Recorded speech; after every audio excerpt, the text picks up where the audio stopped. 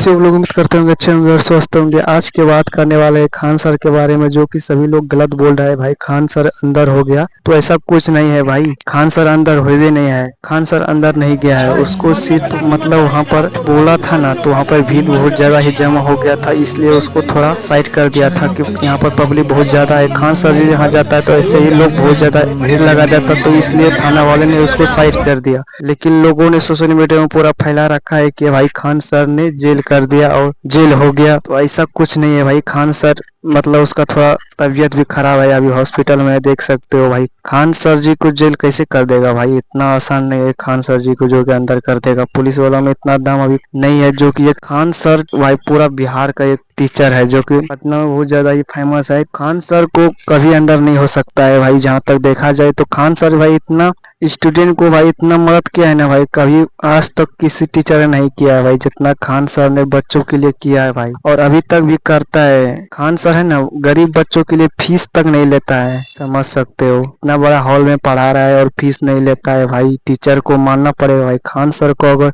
आप भी मानते हो तो दिल से तो एक लाइक कर देना इस वीडियो को। चैनल में है तो सब्सक्राइब करना। तो मिलते हैं नेक्स्ट वीडियो में।